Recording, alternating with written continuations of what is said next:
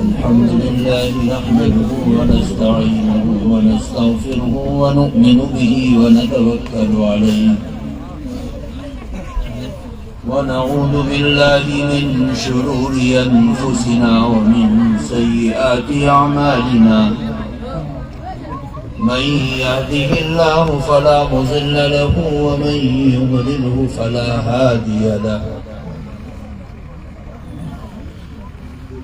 ونشهد أن لا إله إلا الله وحده لا شريك له ونشهد أن سيدنا وسندنا وحبيبنا ومولانا محمدا عبده ورسوله صلى الله تعالى عليه وعلى آله وأصحابه وبارك وسلم تسليما كثيرا كثيرا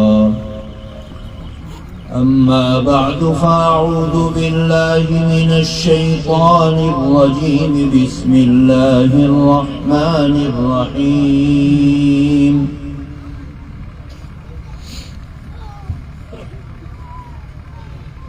وَلْتَكُنْ مِنْكُمْ أُمَّةٌ يَدْعُونَ إِلَى الْخَيْرِ وَيَأْمُرُونَ بِالْمَعْرُوفِ وَيَنْهَوْنَ عَنِ الْمُنْكَرِ وَأُولَئِكَ هُمُ الْمُفْلِحُونَ صدق اللہ العظیم۔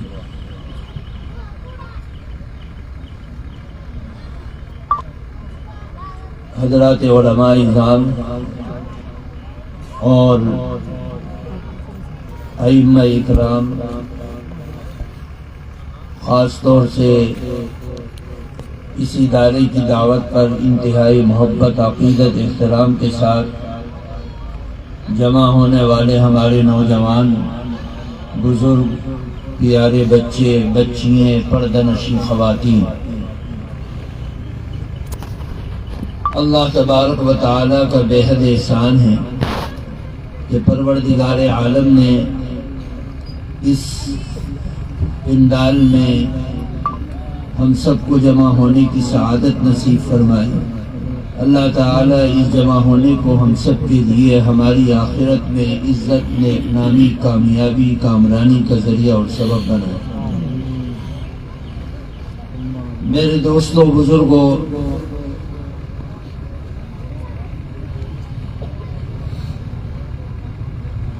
اللہ تعالی نے اس دنیا کی زندگی میں انسانوں کی دو قسمیں رکھی ہیں۔ بعض انسان وہ ہیں جو اللہ تعالی کی مانتے ہیں اور اس پر، اس کے نبیوں پر، کتابوں پر، رسولوں پر، اچھی بری تقدیر پر اور قیامت کے دن جزا اور سزا پر یقین رکھتے ہیں۔ ایسے انسانوں کو کہا جاتا ہے کہ یہ مومن ہیں۔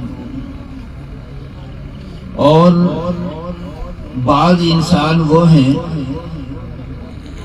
جو اللہ تعالیٰ کو نہیں مانتے، نبیوں کو نہیں مانتے، اللہ تعالیٰ کی بنائی ہوئی طاقت کو نہیں مانتے، اچھی بری تقدیر کو نہیں مانتے اور قیامت کے دن پر یقین نہیں رکھتے۔ پروردگار عالم نے دونوں طرح کے انسانوں کو مخاطب بنایا ہے، چاہے وہ اللہ کی ماننے والے ہوں یا نہ ماننے والے ہوں۔ اللہ تعالیٰ کے احکامات کا پروردگار عالم نے جو مخاطب بنایا ہے وہ تمام کے تمام انسانوں کو بنایا ہے۔ قرآن پاک میں اللہ تعالیٰ نے کہیں کہا ہے یا ایھا الناس، اے لوگوں، اور کہیں پر ارشاد فرمایا یا ایھا الذین آمنوا، اے ایمان والوں۔ جہاں پر اللہ تعالیٰ نے ایمان والوں کو مخاطب بنایا ہے، وہاں پر دو طریقے سے اللہ تعالیٰ نے مومنین کی اصلاح فرمائی۔ کئی جگہ پر اللہ تعالی نے ایمان والوں کو مخاطب بنا کر ایمان ہی کی دعوت دی ہے، حالانکہ وہ مسلمان ہیں، لیکن اللہ تعالیٰ ان کو مخاطب بناتا ہے اور مخاطب بنا کر فرما رہا ہے یا ایھا الذین آمنوا آمنوا، اے ایمان والو ایمان لاؤ۔ یہ تو ایک عجیب سی بات ہو گئی کہ اللہ تعالیٰ ایمان والوں کو ایمان کی دعوت دے رہا، خود ہی کہہ رہا ہے کہ ایمان لاؤ اور خود ہی کہہ رہا ہے کہ تم ایمان والے ہو۔ اللہ تعالیٰ دو طریقے سے ایمان والوں کو دعوت دیتا ہے۔ اسی طرح اللہ تعالیٰ نے دوسری جگہ ارشاد فرمایا یا ایھا الذین آمنوا ادخلوا فی السلم کافہ، اے ایمان والو اسلام میں مکمل طریقے سے داخل ہو جاؤ۔ کہیں ارشاد فرمایا قالت الاعراب آمنا قل لم تؤمنوا، اے نبی یہ لوگ کہتے ہیں دیہاتی لوگ کہ ہم ایمان لائے، ان کا دعویٰ ہے، آپ ان سے کہہ دیجئے کہ تم ایمان نہیں لائے، حالانکہ وہ کلمہ پڑھتے تھے، رسول کی رسالت کا اعلان کرتے تھے، اچھی بری تقدیر پر ایمان لاتے تھے، اللہ کی کتاب کو برحق جانتے تھے، قیامت کے دن کا یقین کرتے تھے، لیکن اللہ انکار کر رہا ہے۔ پتہ چلا کہ دو چیزیں ہیں، ایک اسلام اور ایک ایمان۔ آدمی کلمہ پڑھنے سے مسلمان ہو جاتا ہے اور مسلمان کہلایا جاتا ہے۔ جیسے ہم لوگ کلمہ پڑھ لیتے ہیں، ساری دنیا ہمیں کہتی ہے کہ مسلمان ہو تم، ہم بھی کہتے ہیں مسلمان ہیں، لیکن اللہ تعالی نے ایمان کے درجات بنائے۔ ایک ابتدائی درجہ ہے جس میں کہا جاتا ہے کہ یہ مومن ہے سرسری طریقے سے، لیکن جب وہ مومن ایمان کے کامل اعلیٰ مقام تک پہنچتا ہے اور اپنے اعمال کے ذریعے سے، نیک نامی کے ذریعے سے، بھلائی کے ذریعے سے، اخلاق کے ذریعے سے، معاملات اور معاشرت کے ذریعے سے جب اسلام کے تمام شعبوں کے اندر اپنی رسائی کر دیتا ہے تو ایسے مومن کو کہا جاتا ہے کہ کامل مومن ہے۔ فرمایا کہ واللہ خدا کی قسم تم کامل مومن نہیں ہو سکتے جب تک کہ تمہارے دل کے اندر میری محبت، تمہارے ماں باپ، تمہاری اولاد، تمہاری دنیا، تمہاری دھن، تمہاری دولت، یہاں تک کہ ساری دنیا میں سب سے زیادہ محبت میری نہ ہو جائے۔ اللہ کے نبی صلی اللہ علیہ وسلم اپنے بارے میں فرما رہے، پتہ چلا کہ ایمان کے شعبے، جن تمام شعبوں پر چلنے کے بعد ایمان کامل و مکمل ہوتا ہے، اللہ تعالیٰ قرآن پاک میں ارشاد فرماتا ہے وَالْعَصْرِ إِنَّ الْإِنسَانَ لَفِي خُسْرٍ، زمانے کی قسم تمام کے تمام انسان خسارے میں ہیں۔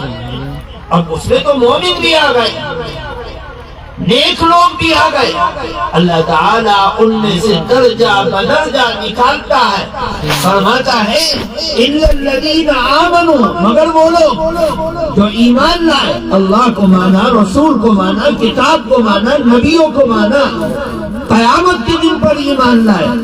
فرمایا صرف ایمان کا کلمہ پڑھنے سے انسان خسارے سے نہیں نکلتا، فرمایا ایمان کے تقاضوں پر عمل کرنے کے بعد ایمان بھی لائے اور ایمان کے تقاضوں پر عمل کرے۔ ایمان کا تقاضا کیا ہے؟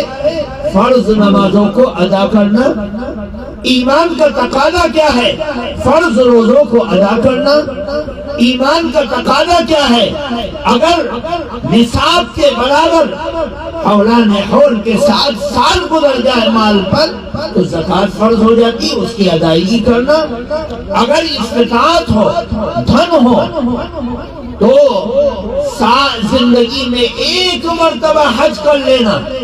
یہ تمام کے تمام ایمان کے تقاضے، سچ بولنا، بدکاری سے بچنا، بے حیائی سے بچنا، جھوٹ سے بچنا، سود سے بچنا، بے غیرتی سے اپنے آپ کو بچانا، غیبت سے بچانا، چغلی سے بچانا، کینے سے بچانا، یہ تمام کے تمام اوامر اور نواہی سے اپنی زندگی کو پرہیزگاری سے چلانے کے بعد اللہ تعالی نے پھر فرمایا کہ اب انسان خسارے سے نکل گیا۔ میرے دوستوں بزرگوں، اس دنیا کی زندگی میں اللہ تعالی نے ہمیں ایمان دیا، اللہ تعالیٰ کا شکر ہے، لیکن اس ایمان کو باکمال بنانے کے لیے، اس ایمان کو طاقتور بنانے کے لیے، اس ایمان میں پختگی اور عمدگی پیدا کرنے کے لیے ایمان کے تمام شعبوں پر مکمل طریقے سے عمل کرنا، یہ قرآن پاک کی دعوت ہے۔ اسی لیے قرآن پاک فرما رہا، اے ایمان والو ایمان لے آؤ، یعنی اپنے ایمان کو کامل کر لو۔ یہودی عالم ہے، اللہ ان کو مخاطب کر رہا ہے، آمنو، اے ایمان والو اسلام میں مکمل طریقے سے داخل ہو جاؤ۔ یہ نہیں کہ اسلام کی اچھی باتوں کو لے لیا اور اپنے مذہب کی کچھ باتیں نفلی لے لی اور اس طریقے سے ایمان کو ملا جلا کر دیا، نہیں۔ جب تم مسلمان ہو گئے تو اسلام کے تمام فیصلوں پر اور اسلام کے تمام احکامات پر، اسلام کے تمام فرائض پر، اسلام کے تمام واجبات پر اب تمہیں عمل کرنا لازم اور ضروری ہو گیا۔ اس کے اندر کمی کوتاہی کرنا تمہارے لیے جرم۔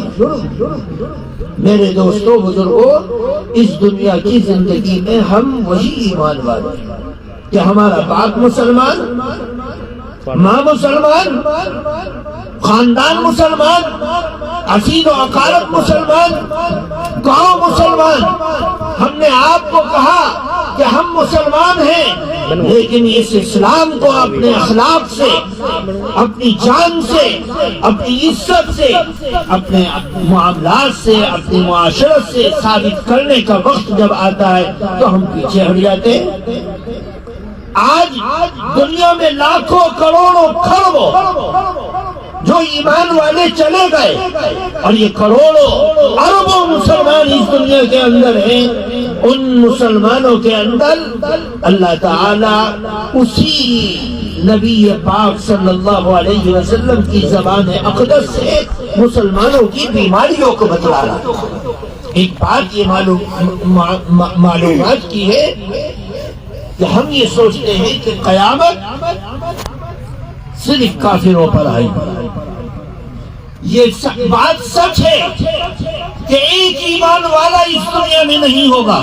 اللہ تعالیٰ قیامت کو برپا کر دے گا، لیکن اس کے اسباب، اس کے اندر پھنسنے والے، ابتدا کرنے والے، اور اس قیامت کو جو لاگو کیا جائے گا وہ ایک دو دن میں نہیں، زمانہ لگے گا۔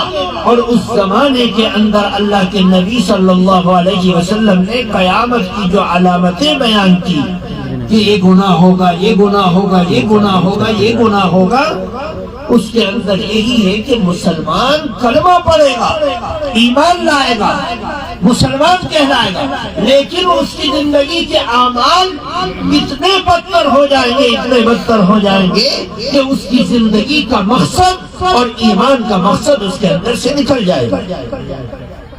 اللہ کے نبی صلی اللہ علیہ وسلم کے پاس آئے لوگ اور انہوں نے پوچھا، یسألونک عن الساعہ، اے اللہ کے پیغمبر آپ سے یہ پوچھتے ہیں کہ قیامت کب آئی، ایان مرساها، قل انما علمها عند ربی لا یجلیها لوقتها الا هو۔ اللہ تعالیٰ نے جو اس کے لیے وقت مقرر کیا ہے اسی وقت وہ آئے گی۔ مجھے نہیں معلوم کہ قیامت کب آئے گی، کیونکہ اس کا علم تو اللہ کے پاس ہے، ان اللہ عنده علم الساعہ۔ اللہ کے نبی صلی اللہ علیہ وسلم کو پھر بتلایا گیا کہ قیامت کی نشانیاں یہ ہیں، ان نشانیوں نے جو انسانوں کے درمیان میں گناہ ہونے والے ہیں، قرب قیامت میں ان تمام گناہوں کا تعلق ایمان والوں سے ہے، مسلمانوں سے ہے۔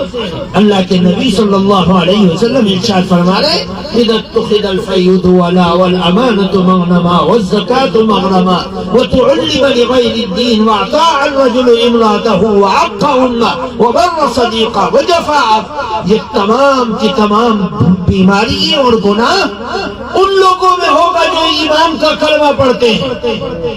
جو ایمان کا کلمہ نہیں پڑھتے وہ تو دائرے سے باہر ہے، ان کی تو بات ہی کچھ نہیں، ان کی تو بنیاد خراب ہے۔ لیکن جو ایمان والا ہے، سچائی کا یقین رکھتا ہے، اللہ کی کتاب کو برحق جانتا ہے، ایسے لوگوں کے بارے میں اللہ کے نبی نے بتایا کہ جب میری امت کے اندر یہ خرابی آ جائے گی تو قیامت قریب ہو جائے گی۔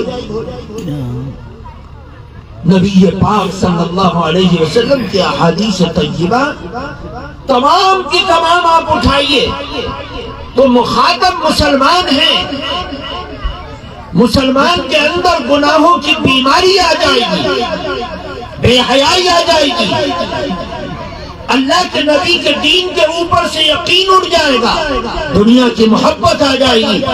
ایک موقع پر اللہ کے نبی صلی اللہ علیہ وسلم نے ارشاد فرمایا یوشکم الامم، ان قریب ایسا زمانہ آئے گا جس زمانے میں لوگ چن چن کر تمہارے اوپر ہاتھ دراز کریں گے، اس طرح جس طرح بھوکے کتوں کے سامنے گوشت کے لوتھڑے ڈال دیے جائیں، کھانا ڈال دیا جائے اور وہ اس کے اوپر چپٹ پڑے، ایک دوسرے سے لڑ کر آگے بڑھنے کی کوشش کریں اور چن چن کر کھائیں۔ فرمایا ایک زمانہ ایسا آئے گا کہ لوگ تمہارے اموال، تمہاری دولت، تمہارا دھن، تمہاری جان، تمہارا مال، تمہاری عزت، تمہاری آبرو کے پیچھے ایسے پڑ جائیں گے۔ اللہ کے نبی صلی اللہ علیہ وسلم کا یہ کلام سنا، صحابہ کی حالت غیر ہو گئے، عرض کیا یا رسول اللہ نحن قلت، ہم اس زمانے میں اتنے کم ہوں گے؟ فرمایا نہیں، غصہ ان کا غصہ اس سے تم تو سمندر کے کنارے پر جو جھاگ جمع ہو جاتی ہے اس جھاگ کی طرح تمہاری تعداد ہوگی کہ کوئی گن نہیں سکتا۔ فرمایا اس جھاگ کی طرح تم ہو جاؤ گے کہ ایک تنکا اوپر سے گرتا ہے اور وہی جھاگ کے اندر سوراخ کر دیتا ہے، ایک طرف سے ہوا چلتی ہے اور اس جھاگ کو ادھر سے ادھر لے جاتی ہے، کوئی حیثیت نہیں۔ فرمایا قرب قیامت میں ایمان کی کمزوری کی وجہ سے، اعمال کی کمزوری کی وجہ سے تمہاری حالت یہ ہو جائے گی کہ تمہیں لوگ کھلونا سمجھ کر برباد کریں۔ عرض کیا صحابہ نے اے اللہ کے پیغمبر یہ بیماری کیوں آئے گی، ہم بزدل ہو جائیں گے؟ فرمایا نہیں، دو بیماریاں تمہارے دلوں میں گھر کر جائیں گی۔ فرمایا حب الدنیا و کراہیت الموت، ایک دنیا کی محبت اور دوسرے موت سے نفرت۔ جب یہ دو چیزیں آئیں گی تو دین تمہارے دلوں میں مغلوب ہو جائے گا اور دنیا غالب ہو جائے گی۔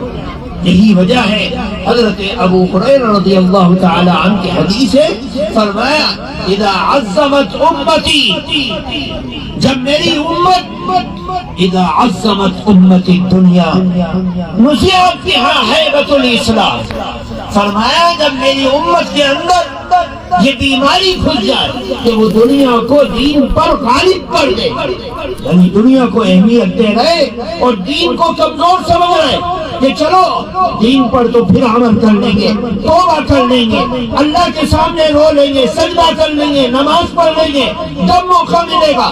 اب تو دنیا کما لو، جوانی ہے، طاقت ہے، شراب ہے، شباب ہے، اب دنیا کما لو۔ فرمایا جب میری امت دین پر دنیا کو غالب کر دے گی، حاوی کر دے گی، اہمیت دے دے گی، نزعت بها ہیبۃ الاسلام، تو اللہ کی طرف سے نحوست ان کے اوپر مسلط ہوگی کہ اسلام کی ہیبت اور اسلام کی عظمت ان کے دلوں سے نکل جائے گی۔ نماز کیا چیز ہے، قرآن کیا چیز ہے؟ جب قرآن سمجھا نہیں جاتا پڑھتے کیوں ہیں؟ جب نماز سمجھ میں نہیں آتی پڑھتے کیوں ہیں؟ لوگ دنیا کو اہمیت دیں گے اور دین کو کمزور کر دیں گے. ان کے دلوں سے ایمان کی اور اسلام کی عظمت اللہ نکال دے گا. فرمایا اذا تركت الامر بالمعروف والنهي عن المنکر حرمت برکت الوحی. فرمایا جب میری امت نیکیوں کا حکم کرنا چھوڑ دے گی اور برائیوں سے روکنا چھوڑ دے گی تو پھر نحوست یہ آئے گی کہ اللہ ان کے دلوں سے وحی کی برکت سے ان کو محروم کر دے گا. آج ہم دیکھیں قرآن موجود ہے, قرآن پڑھنے والے موجود ہیں, قرآن پڑھانے والے موجود ہیں, قرآن کو سمجھانے والے موجود ہیں, لیکن جس قرآن کو اس امت کے لیے ہادی بنا ہے, جب امت اس قرآن پر عمل کرنا چھوڑ دیتی ہے اور اس قرآن کے احکامات کو حکم سمجھنا بند کر دیتی ہے اور اس قرآن کے منہیات سے رکنا بند کر دیتی ہے, تو پھر اللہ تعالی وحی کی برکت سے اس کو محروم کر دیتا ہے. یہی وجہ ہے کہ نبی کریم صلی اللہ علیہ وسلم نے فرمایا قرآن رہے گا لیکن اس کی عظمت نکل جائے گی, قرآن باقی رہے گا لیکن اس کا حرف رہے گا, اس کے اندر جو احکامات ہیں وہ سب ہمارے دلوں سے نکل جائے گا. قرآن کے الفاظ باقی ہیں, ادائیگی باقی ہے, لہجہ باقی ہے, لیکن اس قرآن کے احکامات کو 80 سال کی زندگی گزر گئی.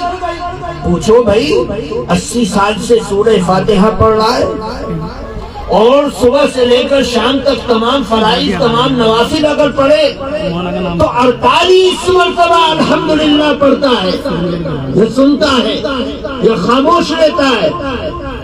اس 48 مرتبہ روزانہ جو آدمی سورہ فاتحہ پڑھ رہا ہے اس کو سورہ فاتحہ کے مطلب اور مفہوم کا پتہ نہیں, اس کے پیغام کا پتہ نہیں.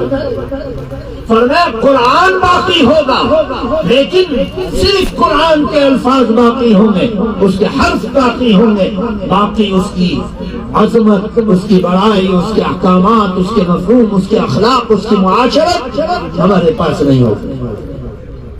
کہ قرآن باقی ہے بس لفظوں میں دیکھو. یہی وجہ ہے کہ نبی کریم صلی اللہ علیہ وسلم نے ارشاد فرمایا ان قریب ایسا زمانہ آئے گا کہ قرآن حلق کی ہڈی کے نیچے نہیں اترے گا, حلق کی ہڈی کے نیچے نہیں اترے گا. لوگ پڑھیں گے, تلاوت کریں گے, قرآن کو سمجھیں گے, سمجھائیں گے, لیکن جب قرآن کے تقاضوں پر عمل کرنے کا وقت آئے گا تو یہ جسم اس سے محروم ہوگا, قرآن کے تقاضوں پر عمل نہیں کر پائے گا. قرآن خود بہترین پڑھتے لیکن اس کے احکامات پر عمل کرنا اس سے امت محروم ہے.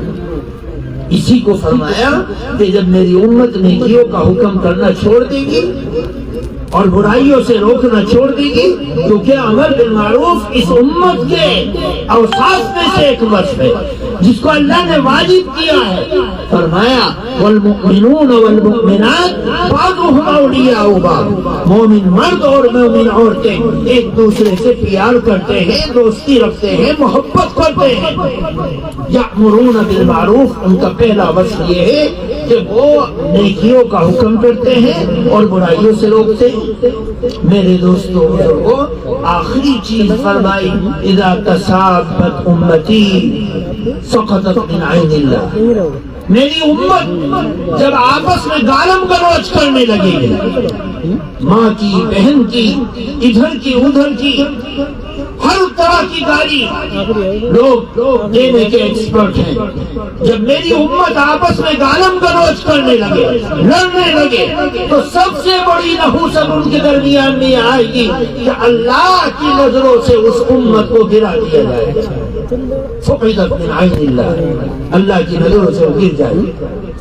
میرے دوستوں بزرگوں, اللہ تعالی نے اس دنیا کی زندگی میں انسان کو بنایا، مسلمان کو مخاطب بنایا کہ تو اپنے ایمان کو کامل کر، اور ایمان کامل ہوتا ہے اچھے کام سے، بھلائی سے، حسن معاشرت سے، حسن معاملات سے، اللہ کے قرآن پر عمل کرنے سے، اللہ کے قرآن کی ماننے سے، دین اور ایمان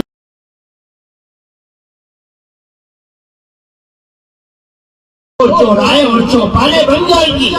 اللہ نے اس چیز سے منع فرمایا، ایک رہو، محبت کے ساتھ رہو، محبت کے ساتھ رہو، کم سے کم پریوارک طور پر، خاندان کے طور پر، محلے کے طور پر کم سے کم ہمیں ایک رہنا چاہیے۔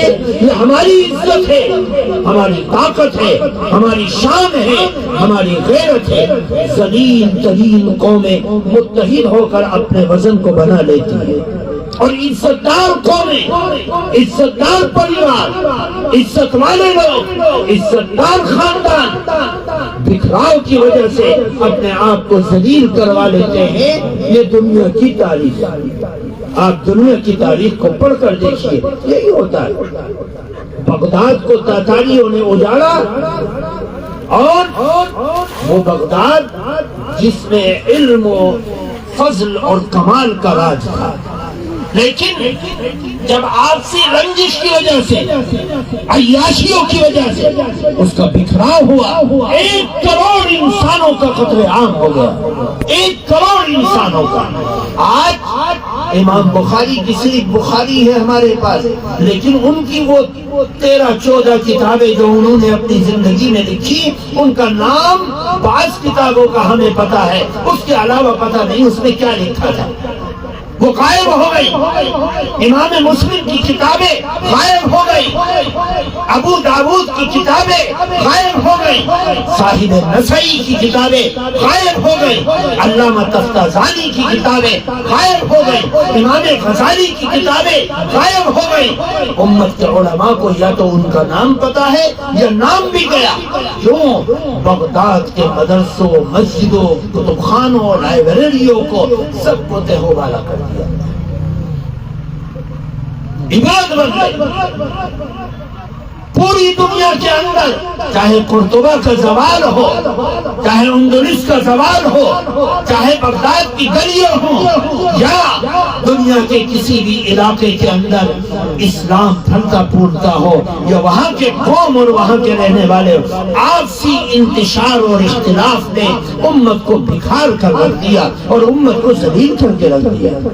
میرے دوستوں بزرگوں، اپنے قرآن کو مضبوطی سے تھامو، ایمان کو مضبوط کرو، اعمال کے ذریعے سے، دینداری کے ذریعے سے، اتحاد و اتفاق کے ذریعے سے ایک اپنا بزرگ بناؤ اور ذمہ دار بناؤ، اور اس کے جھنڈے کے نیچے اپنی ساری رغبتوں کو کچل کر اس کی بات کو اپنے لیے حکم سمجھو، تو انشاءاللہ عزت والے رہو گے۔ گاؤں میں ایک پریوار کا آدمی، چاہے وہ ماسٹر ہو یا ٹیچر ہو یا فنا ہو یا چنا ہو، 300 ووٹ اگر اس کے نیچے ہوتے، سب چودھری صاحب کہتے اس کو بلاتے، 300 ووٹ سوئی کے ناکے میں پر نکل جائے گا، اور جس کا نہ ہو کچھ بیٹھ جا، اگر اس کی بات ماننی ہے تو مان لی، نہیں مانا ارے 2 ہی ووٹ تو نہیں، چل جانے دے، کوئی ویلو نہیں۔ اپنی عزت بناؤ، اپنے آپ کو محبت کے ساتھ رکھو، انشاءاللہ طاقت بنی رہے گی۔ اللہ تبارک و تعالی ہمیں سمجھنے کی توفیق عطا فرمائے۔ سبحان اللہ و بحمدہ، سبحانک اللہ۔